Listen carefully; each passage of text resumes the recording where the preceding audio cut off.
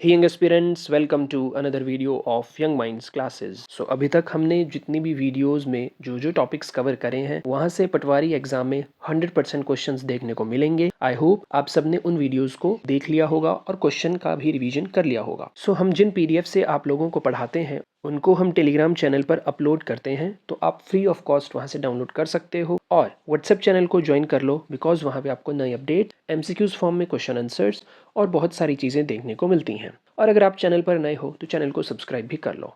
तो चलिए शुरू करते हैं बिना किसी देरी के। और आज का हमारा टॉपिक है शब्द विचार, जिसमें हम बात करेंगे विकारी शब्द और अविकारी शब्द की। विकारी शब्द वे होते हैं जो लिंग, वचन, कारक और काल के अनुसार अपना रूप बदल लें, उन्हें हम विकारी शब्द कहते हैं, जिसमें हमारे पास संज्ञा, सर्वनाम, विशेषण और क्रिया आते हैं। तो सबसे पहले है हमारे पास संज्ञा। किसी प्राणी, स्थान, वस्तु या भाव के नाम का बोध कराने वाले शब्द को संज्ञा कहते हैं। संज्ञा मीन्स नाउन। संज्ञा के मुख्य रूप से 3 भेद होते हैं: व्यक्तिवाचक संज्ञा, जातिवाचक संज्ञा, भाववाचक संज्ञा। व्यक्तिवाचक संज्ञा वह संज्ञा शब्द है जिससे एक ही व्यक्ति, वस्तु या स्थान के नाम का बोध हो, उसे व्यक्तिवाचक संज्ञा कहेंगे। जैसे हम किसी देश का नाम बता रहे हों, शहर का नाम बोल रहे हों, नदी का नाम हो, पर्वत का नाम हो, त्योहार का नाम हो या किसी भी वस्तु का नाम हो, तो वो आपका व्यक्तिवाचक संज्ञा कहलाएगा। बात समझ में आ गई? अब हमारे पास आता है जातिवाचक संज्ञा। जिस संज्ञा शब्द से किसी जाति के संपूर्ण प्राणियों, वस्तुओं, स्थानों आदि का बोध हो, उसे जातिवाचक संज्ञा कहते हैं। जैसे हम कहें व्यक्तियों, नगर, शहर, गांव, परिवार, भीड़, तो इन सब में हमें एक ग्रुपिज्म, एक समूह का पता लगता है, तो ये आपके जातिवाचक संज्ञा कहलाएंगे। उसी तरह भाववाचक संज्ञा अगर देखें, जो कि तीसरा भेद है संज्ञा का, तो जिस संज्ञा शब्द से प्राणियों या वस्तुओं के गुण, धर्म, दशा, कार्य, मनोभाव आदि का बोध हो, उसे भाववाचक संज्ञा कहते हैं। जैसे गुण, दोष, अवस्था, व्यापार तथा क्रिया, तो ये सब आपके भाववाचक संज्ञा के अंतर्गत आते हैं। अब भाववाचक संज्ञा की जो रचना है वो मुख्य 5 प्रकार के शब्दों से होती है। कौन कौन से हैं? जातिवाचक संज्ञा से भाववाचक संज्ञा बन सकती है, सर्वनाम से भाववाचक संज्ञा बन सकती है, विशेषण से भाववाचक संज्ञा बनती है, क्रिया से भी और अव्यय से भी। तो अब हम इनको बारी बारी से देखेंगे। तो आपके पास शिशु जो जातिवाचक संज्ञा है, उसका भाववाचक में हो जाएगा शैशव या फिर शिशुता। जातिवाचक संज्ञा विद्वान और भाववाचक हो जाएगा विद्वता। उसी तरह मित्र का मित्रता, पशु का पशुता, पुरुष का पुरुषत्व, सती का सतित्व, लड़का लड़कपन। तो इस तरह से आपके पास यहाँ बहुत से अक्षर हैं। आप टेलीग्राम चैनल पर जाकर इसे इजीली डाउनलोड कर सकते हो। अब हम बात करेंगे सर्वनाम से भाववाचक संज्ञा का। तो सर्वनाम में आ गया मम और ये बन गया ममता, स्व, स्वत्व, आप, आपा। उसी तरह सर्व, सर्वस्व, निज, निजत्व और अपना, अपनत्व। बात समझ में आ गई? बात करते हैं तीसरे रूप की, जो है विशेषण। विशेषण यानी किसी चीज़ की विशेषता बताना। तो कोई चीज़ कठोर है या कोई इंसान मन से कठोर है, तो उसका भाववाचक संज्ञा हो जाएगा कठोरता। विधवा, वैधव्य, चालाक, चालाकी, शिष्ट, शिष्टता। आगे बात करते हैं जो है क्रिया से भाववाचक संज्ञा बनाना। सुनना, सुनवाई, चलना, चाल, कमाना, कमाई, पहचानना, पहचान, खेलना, खेल। अब हम बात करेंगे हमारे 5वें शब्द की, जो है अव्यय से भाववाचक संज्ञा। अव्यय दूर, तो वो भाववाचक में बनेगा दूरी। अव्यय में ऊपर बनेगा ऊपरी। धिक, धिक्कार, शीघ्र, शीघ्रता। बात समझ में आ गई? अब बात करेंगे हम हमारे दूसरे भेद की, जो विकारी शब्द का भेद है, वो है सर्वनाम। तो संज्ञा के स्थान पर प्रयुक्त होने वाले शब्द सर्वनाम कहलाते हैं। जैसे मैं, तुम, वह, हम, आप, उसका आदि। तो ये सारे आपके सर्वनाम, जिन्हें हम इंग्लिश में प्रोनाउन बोलते हैं। अब सर्वनाम के 6 भेद माने गए हैं। पहला पुरुषवाचक, दूसरा निश्चयवाचक, अनिश्चयवाचक, संबंधवाचक, प्रश्नवाचक और निजवाचक। वहीं पुरुषवाचक को एक बार फिर से 3 भागों में डिवाइड करा है: उत्तम पुरुष, मध्यम पुरुष और अन्य पुरुष, जो इंग्लिश में कहलाता है फर्स्ट पर्सन, सेकंड पर्सन और थर्ड पर्सन। जैसे सबसे पहले पुरुषवाचक सर्वनाम को समझते हैं। तो जिन सर्वनामों का प्रयोग कहने वाले, सुनने वाले या जिसके विषय में कहा जाए उसके स्थान पर हो, उसे पुरुषवाचक सर्वनाम कहते हैं। जैसे हम किसी का नाम नहीं लेंगे, हम कहेंगे वह बहुत अच्छा फुटबॉल खेलता है, तो हमने जो वह शब्द का यूज़ करा वो पुरुषवाचक, हम किसी के बारे में बात कर रहे हैं। अब इन्हीं प्रोनाउंस को, इन्हीं पुरुषवाचक सर्वनाम को एक बार फिर से इन्होंने 3 भाग करा है, तो देखते हैं कौन कौन से। सबसे पहला है उत्तम पुरुष, जिसमें आएगा मैं और हम, यानी आई और वी।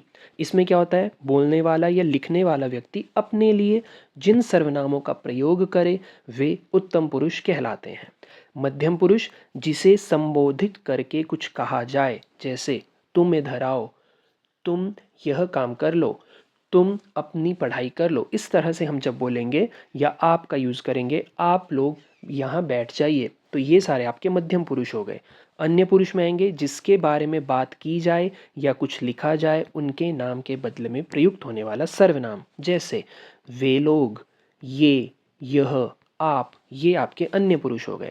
अब बात करते हैं हमारे दूसरे सर्वनाम के भेद की, जो है निश्चयवाचक सर्वनाम। जो सर्वनाम निकटस्थ अथवा दूरस्थ व्यक्ति या पदार्थ की ओर निश्चित संकेत करे, निश्चित यानी पक्का इशारा करे, उन्हें हम निश्चयवाचक सर्वनाम कहते हैं। जैसे निकट वस्तुओं के लिए हम प्रयोग में लाते हैं यह, ये, तो ये 2 शब्द आपके निश्चयवाचक सर्वनाम हैं। और दूर की वस्तुओं के लिए हम प्रयोग में लाएंगे वह और वे, ये आपके निश्चयवाचक सर्वनाम हो गए। अनिश्चयवाचक सर्वनाम, जिस सर्वनाम में किसी ऐसे व्यक्ति या पदार्थ का बोध होता हो जिसके विषय में निश्चित सूचना नहीं मिलती, उसे अनिश्चयवाचक सर्वनाम कहते हैं। जैसे कोई, कुछ, कोई उसे बुला रहा है। अब साफ पता लग रहा है कि कोई तो है जो बुला रहा है, हमें कंफर्म नहीं है लड़का है, लड़की है या उसके कोई सगे संबंधी हैं, तो वो अनिश्चयवाचक सर्वनाम की ओर इशारा कर रहा है। उसी तरह एक और कुछ, जैसे पानी में कुछ है, पानी में कुछ तो है, हमें नहीं साफ पता लग पा रहा क्या है, बट पानी में कुछ है, या घी में कुछ मिला हुआ है। इस तरह से आपके अनिश्चयवाचक सर्वनाम हो गए। यहाँ तक क्लियर हो गया? अगर आपको वीडियो पसंद आ रहा है तो वीडियो को लाइक ज़रूर कर दो। चलिए आगे बात करते हैं संबंधवाचक सर्वनाम। 2 उपवाक्यों के बीच में प्रयुक्त होकर एक उपवाक्य की संज्ञा या सर्वनाम का संबंध दूसरे उपवाक्य के साथ दर्शाने वाला सर्वनाम संबंधवाचक सर्वनाम कहलाता है। जैसे जो, जिसे, जिसका, जिसको, जो सोएगा सो खोएगा, जिसकी लाठी उसकी भैंस, जो सत्य बोलता है वह नहीं डरता। तो इन्होंने कहा 2 उपवाक्यों के बीच में प्रयुक्त होकर, प्रयुक्त होने वाला एक शब्द, वो आपके संबंधवाचक सर्वनाम बनते हैं। अगली प्रश्नवाचक सर्वनाम, नाम से ही पता लग रहा है जहाँ प्रश्न पूछा जाएगा या एक ऐसा शब्द जो प्रश्न पूछने में सहायता करता है। कौन कौन से होते हैं? क्या, किससे, कौन। हम बोलते हैं ना तुम्हारा नाम क्या है, जो क्या शब्द आया प्रश्नवाचक, वहाँ पे क्वेश्चन मार्क लगेगा, तो वो आपका प्रश्नवाचक सर्वनाम हो गया। बात समझ में आ गई? आगे बात करते हैं निजवाचक सर्वनाम। निज मीन्स अपना, अपने से रिलेटेड, ऐसे सर्वनाम जिनका प्रयोग वक्ता या लेखक अपने लिए करता हो वे निजवाचक सर्वनाम कहलाते हैं। जैसे अपनी, अपने, यह, इस तरह से। बात समझ में आ गई? हम बात करेंगे हमारे तीसरे विकारी शब्द की, जो है क्रिया। तो क्रिया इंग्लिश में कहलाती है वर्ब। ठीक है जी। तो क्रिया की अगर परिभाषा देखें, जिस शब्द से किसी कार्य के करने या होने का बोध होता हो उसे क्रिया कहते हैं। जैसे क्रिया के यहाँ पे 3 आधार पर भेद करे गए हैं, कर्म के आधार पर, संरचना के आधार पर, काल के आधार पर। काल के आधार पर तो हम सबको ऑलमोस्ट पता ही होता है, जो आपके टेंसेस होते हैं भूतकालिक, वर्तमानकालिक और भविष्यकालिक।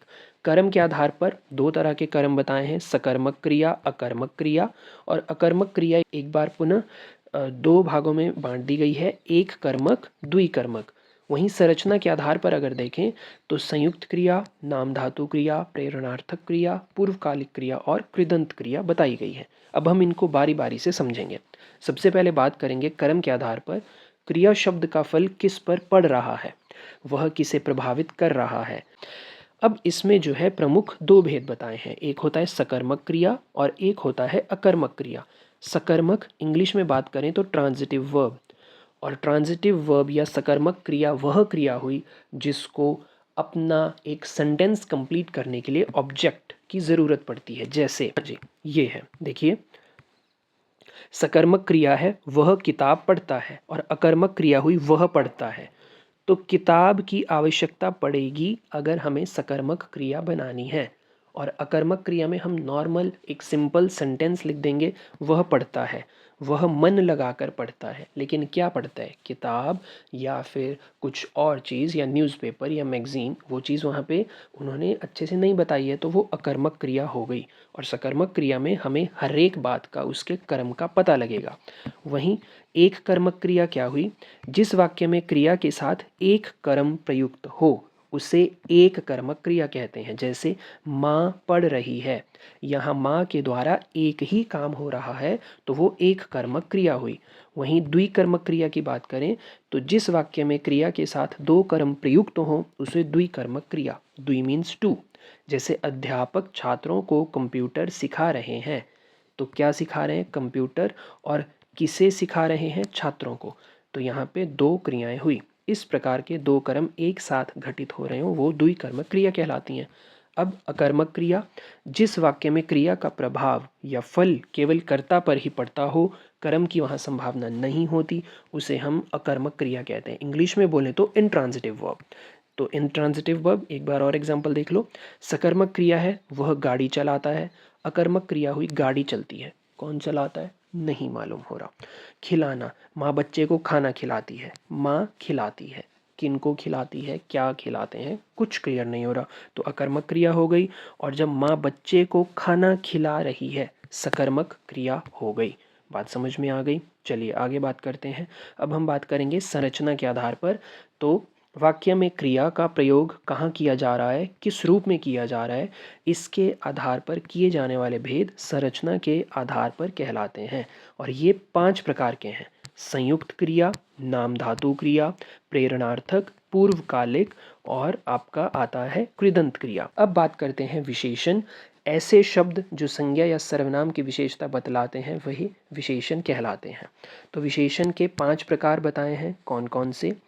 जैसे गुणवाचक, संख्यावाचक, परिमाण, संकेत और व्यक्तिवाचक। अब हम बात करेंगे गुणवाचक विशेषण। ऐसे शब्द जो किसी संज्ञा या सर्वनाम के गुण, दोष, रूप, रंग, आकार, स्वभाव अथवा दशा का बोध कराएं, वे गुणवाचक हुए।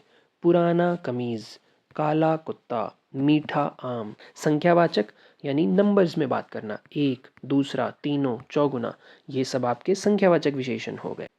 उसी तरह अनिश्चयवाचक जो हमने ऊपर भी पढ़ा ना, जैसे कई, कुछ, तो ये सारे भी आपके संख्यावाचक, क्योंकि यहाँ भी कुछ ना कुछ तो नंबर होगा, एक, दो, तीन, कोई ना कोई। तीसरा बात करते हैं परिमाणवाचक। ऐसे शब्द जो किसी वस्तु, पदार्थ या जगह की मात्रा, तौल या माप का बोध कराएं, वे परिमाणवाचक विशेषण होते हैं। जैसे 2 लीटर, 5 किलो एवं 3 मीटर। अब ध्यान रहे, संख्यावाचक में भी नंबर है, परिमाण में भी नंबर है, लेकिन संख्यावाचक में हमें किसी के संज्ञा या सर्वनाम की निश्चित या अनिश्चित संख्या का पता लग रहा है। यहाँ संख्या का पता नहीं लग रहा है, यहाँ पे उसके मात्रा, क्वांटिटी का पता लग रहा है, तो वो परिमाणवाचक हो गया। परिमाण जिसमें आएगी क्वांटिटी और संख्या जिसमें आएंगे नंबर्स। क्लियर हो गई बात? आगे बात करते हैं संकेतवाचक। ऐसे शब्द जो सर्वनाम है किंतु वाक्य में विशेषण के रूप में प्रयुक्त हो रहे हों, वे संज्ञा की विशेषता प्रकट कर रहे हों, वे संकेतवाचक विशेषण होते हैं। जैसे गेंद को मत फेंको, इतना सा अगर बोलते हैं तो ये तो संकेत नहीं किया, इस गेंद को मत फेंको या तुम उस पुस्तक को पढ़ो। आगे बात करते हैं व्यक्तिवाचक विशेषण। ऐसे शब्द जो मूल रूप से व्यक्तिवाचक संज्ञा हैं किंतु वाक्य में विशेषण का कार्य कर रहे हैं, वे व्यक्तिवाचक विशेषण हुए। जैसे बनारसी साड़ी, हमने ऊपर पढ़ा था संज्ञा में कि बनारसी जगह का नाम है, लेकिन बनारसी साड़ी, साड़ी को बताया जा रहा है, तो साड़ी की विशेषता बताई जा रही है, तो वो व्यक्तिवाचक विशेषण हो गया। कश्मीरी सेब, बीकानेरी भुजिया, ये सारे जो आपके शब्द हुए ये आपके व्यक्तिवाचक विशेषण हुए। तो इसी के साथ हमारी आज की वीडियो यहीं पे कंप्लीट होती है। आई होप आपको वीडियो पसंद आया होगा। वीडियो अगर पसंद आया तो वीडियो पे कमेंट ज़रूर करो। नेक्स्ट टॉपिक आपको कौन सा चाहिए वो भी बता दीजिए। Thank you so much for watching. मिलते हैं नेक्स्ट वीडियो में। टिल देन, जय हिंद।